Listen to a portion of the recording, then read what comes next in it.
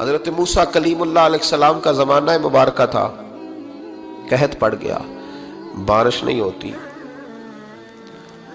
ہم لوگ نا اب تو خیر ہمارے پاکستان میں تو ٹیبل ٹاک ہوتی ہے، ٹاک شو ہوتے ہیں، ہمارے ہاں تو پتہ کیا جاتا ہے کہ بارش ہو کیوں نہیں رہی، پھر اس پہ یہ ہوتا ہے کہ دھواں بڑا چڑھ گیا ہے، حالات بڑے خراب ہیں، فلاں ایسے ہو گیا قحط کا۔ ہم تو اسباب تلاش کرتے رہتے ہیں نا جی، فوق بہت زیادہ ہے، فلاں چیز ایسے ہے، فلاں چیز ایسے، ہم تو یہ تلاش کرتے رہتے ہیں۔ وہ لوگ یوں نہیں کرتے تھے، وہ سیدھے جا کے مصلوں پہ بیٹھتے تھے، اس لیے کہ وہ کہتے تھے جب رب چاہتا ہے تو پھر کوئی چیز کسی چیز کو روک سکتی، وہ سیدھے مصلے پہ بیٹھتے۔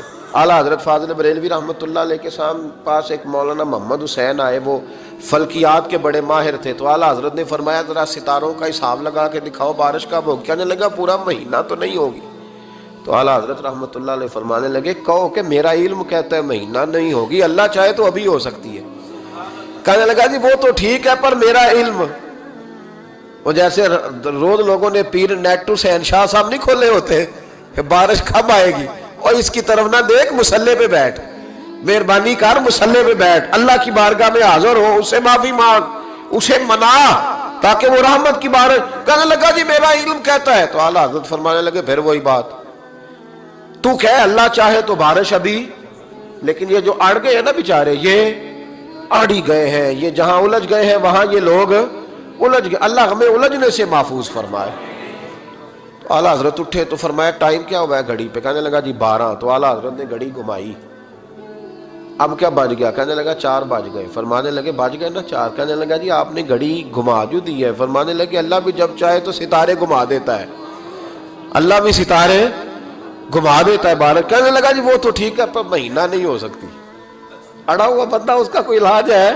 جو اڑ جو جائے اس کے لیے قرآن کہتا ہے وَإِذَا خَاطَبَهُمُ الْجَاهِلُونَ قَالُوا سَلَامًا، اسے سلوٹ کرو دور سے، اسے کہو تو جان اور تیرا۔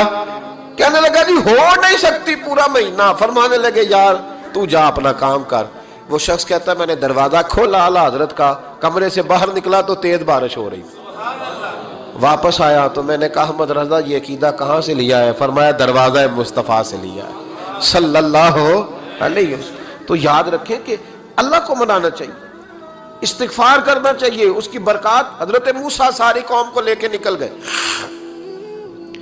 آؤ بھائی میدان میں اللہ کی بارگاہ میں استغفار کریں اور بارش کا سوال کریں،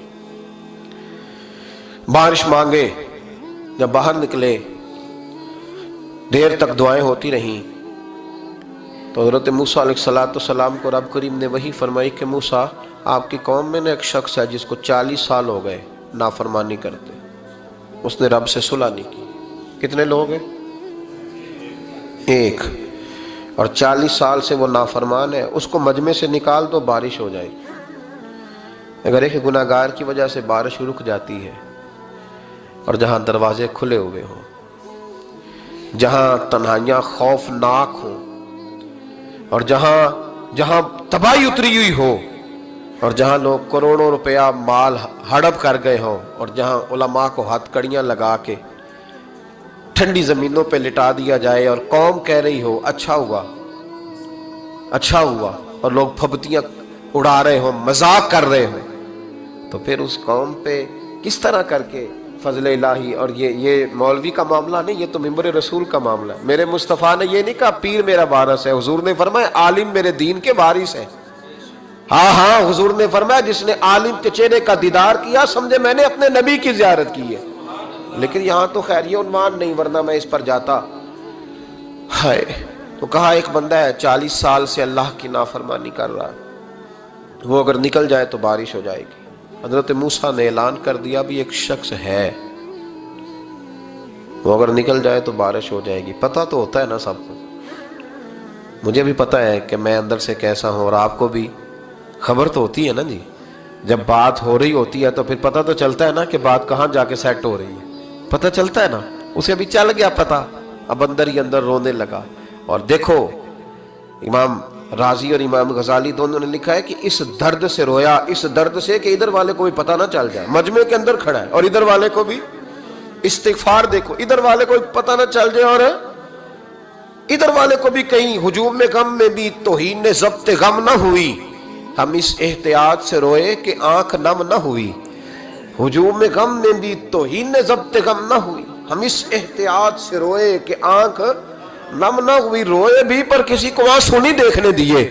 اب اس درد سے کہتا ہے اللہ تو تو معاف کرنے والا ہے نا، تو تو معاف کرتا ہے، پردہ پوشی کرتا ہے، اور مالک اگر لوگوں کو پتہ چل گیا تو میرے تو بچوں کا بھی جینا حرام کر دے، یا اللہ میری تو آنے والی نسل بھی تڑپ کے وقت گزارے گی۔ مالک تو معاف کر دیا کرتا ہے، لوگ نہیں معاف کرتے، اے اللہ یہ میری خوبیاں بھول جائیں گے، میری خامیوں پر بات، مالک میں یہ ذلت نہیں برداشت کر سکتا، فضل فرما۔ حضرت موسیٰ نے دوبارہ اعلان کیا، نکلتے ہو کہ نہیں نکلتے؟ پھر تڑپا، خدا بندہ مجھے بے آبرو نہ کر، یہ ذلت اور رسوائیاں یہ نہیں برداشت ہوتی، اللہ درگزر۔ حضرت موسیٰ نے تیسرا اعلان کیا، نکلتا ہے یا میں پھر اس کا نام لوں؟ اللہ سے پوچھ کے نام لوں اس کا، بتاؤ کون ہے؟ اب تو تڑپ گیا، کہنے لگا مالک میں تیری بارگاہ میں استغفار کرتا ہوں، آئندہ نہیں کرتا، آئندہ نہیں کرتا۔ یہ لفظ ادا کیے، بندہ کوئی بھی نہیں نکلا، رب کریم نے بارش عطا کر دی، تیز بارش جب برسی نا، تیز بارش، لوگ تو می دیکھ کے دوڑ گئے، تو حضرت موسیٰ کہنے لگا یا اللہ مجھے بھی تو بتا، تو نے کہا تھا کہ جب تک بندہ نہیں نکلتا بارش نہیں ہوگی، تو نکلا کوئی بھی نہیں، بارش ہو گئی، ماجرا کیا ہے؟ تو رب کریم نے فرمایا موسیٰ بس اس نے مجھ سے صلح کر لی، اس نے مجھ سے صلح کر لی۔ اور امام غزالی نے لفظ لکھے، حضرت موسیٰ نے پوچھا، حالانکہ اللہ اپنے نبیوں کو غیب کے خزانے دیتا ہے، پوچھا کہ اے اللہ مجھے اس کا نام بتا دے، تو رب کریم نے فرمایا موسیٰ جب گناہگار تھا تب نہیں کسی کو بتایا، جب پاپی تھا تب نہیں بتایا، جب مجرم تھا تب نہیں بتایا، اب کیسے بتا دوں؟ فرمایا اس کی میری صلح ہو گئی ہے، اور فرمایا جو بارش نہیں نہ ہو رہی تھی وہ بھی اس کی وجہ سے نہیں ہو رہی تھی، اب جو ہوئی ہے نا تو یہ بھی اسی کی وجہ سے ہوئی ہے، یہ بارش اب جو ہوئی ہے تو یہ بھی یہ اس گناہگار کے سبب سے۔